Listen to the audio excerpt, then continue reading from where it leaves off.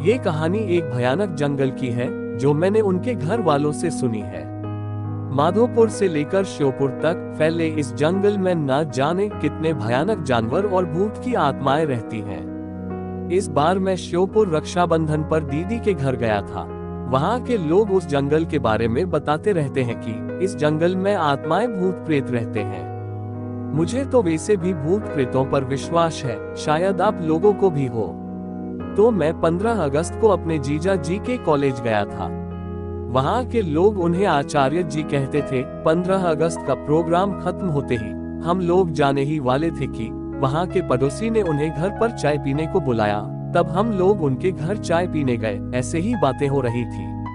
तब उन्होंने अपनी आप बीती कहानी बताई। राजीव के पिताजी ने बताया कि एक दिन मेरी तबीयत खराब हो गई थी। तब मैंने राजीव को जंगल से बकरियों के लिए चारा लाने के लिए भेज दिया था। राजीव वैसे तो कभी कभी जंगल जाता था, पर वो हमेशा काम से जी चुराता था। पर आज उसे मजबूरी में जंगल जाना पड़ा।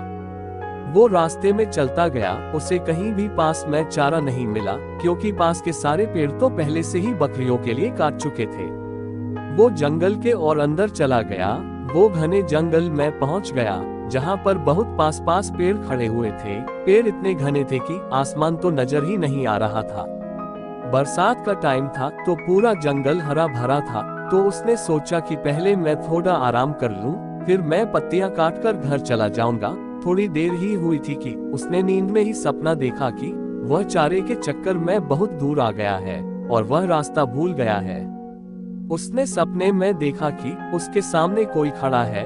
उसकी शक्ल देखते ही उसकी आंखें खुल गई और वह डर गया और तुरंत उठकर चारा काटने लगा। पर वह सपने की बात याद करके बहुत घबराया हुआ था। उधर सूरज भी ढलने वाला था। वह जल्दी जल्दी पत्तियां काट ही रहा था कि उसे आपस में बातें करते हुए एक आवाज सुनाई दी। उसने सोचा कोई आदमी होगा तो मैं उसी के साथ घर चला जाऊंगा। उसने जल्दी से पत्तियां बांधी और वह आवाज जिधर से आ रही थी उधर की ओर चल दिया। पर ध्यान न देने के कारण वह उल्टा जंगल में घुसता चला गया। आवाज और साफ सुनाई देने लगी तो वह और आगे बढ़ा। उसने देखा कि दो लोग आपस में बातें कर रहे हैं और उनकी पीठ दिखाई दे रही है। उसने उनके पास जाकर बोला, क्या तुम मुझे घर जाने का कोई छोटा रास्ता बता सकते हो?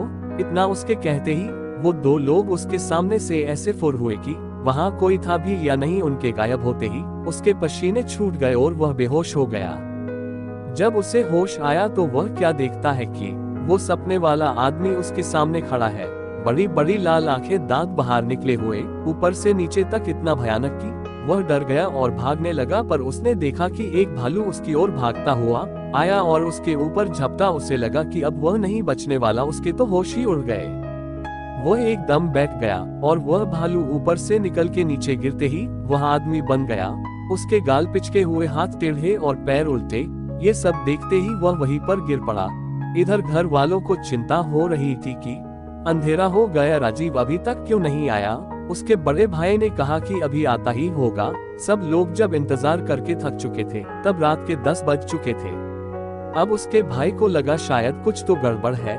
कुछ लोगों ने कहा चलो ढूंढते हैं। सब लोग लाठी भाले टार्च लेकर उसे ढूंढने निकल पड़े। उसका भाई अपाहिज था, वह एक पैर से चलता था, इसलिए उसके पिताजी ने कहा बेटा तू यहीं रह अपनी माँ और बहन के पास, हम लोग जाते हैं। कुछ खबर होगी तो हम बताएंगे। पूरी रात जंगल में ढूंढते रहे पर उसका कुछ नहीं पता चला।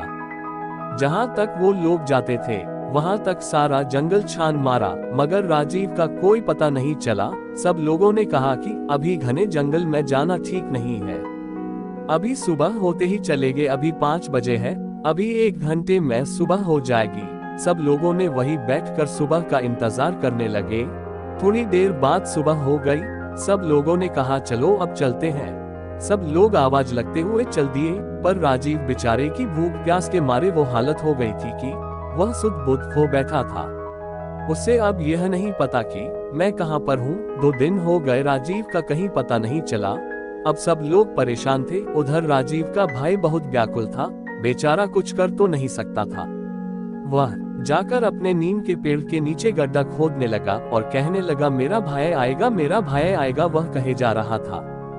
दोस्तों, उस नीम पर वह रोज सुबह डूब जाते थे। उसे अपने देवता का निवास मानते थे। इधर उसके भाई की पुकार सुन के उनके देवता निकल पड़े। उधर रात हो गई थी और राजीव को उन भूतों ने घेर रखा था। भाई वह खुद बता रहा था कि भाई क्या बताऊं, उस रात की बातें याद करके मैं अभी भी डर जाता हूँ। वहाँ पर इतने भूत एक साथ मैंने क्या किसी ने सपने में भी नहीं देखे होंगे। किसी की गर्दन अलग, कोई बिना आंख कान के लोग मेरे चारों तरफ तांडव कर रहे थे। मैं कभी जिंदगी में सोच नहीं सकता कि ऐसा दिन भी आएगा। ऐसी तरह तरह की आवाजें निकाल रहे थे कि सारा जंगल उनकी आवाज से गूंज रहा था। अचानक घोड़े के पैरों की आवाज आई। सब लोग एकदम शांत हो गए और इन सब लोगों ने आस तोड़ दी कि अब हमें राजीव नहीं मिलेगा। सब लोग वापस आ गए। सारे घर में मातम सा छा गया। इधर किसी ने कहा कि किसी भगत को बुलाओ और पता कराओ कि वो अभी तक जिंदा है कि नहीं, वो लौट आएगा कि नहीं। एक आदमी भगत को बुलाने चला गया। उधर राजीव के देवता वहां पर पहुंचे, हाथ में तलवार, घोड़े पर सवार। उनको देखते ही सारे भूत भागने लगे। उन्होंने एक एक को पकड़कर ऐसे मारा जैसे कोई हीरो फिल्म में सबको मार देता है। जैसे ही उनकी तलवार उनकी गर्दन पर पड़ती, वह मिट्टी में मिल जाते। ये सब राजीव अपनी आंखों से देख रहा था। तब उस घुड़सवार ने कहा कि तुम अब चिंता मत करो, मैं आ गया हूँ और सुबह तक कोई तुम्हें लेने आ जाएगा। अब तुम बेफिक्र होकर सो जाओ। उनके आने से मेरा सारा डर खत्म हो गया और मैं आराम से सो गया।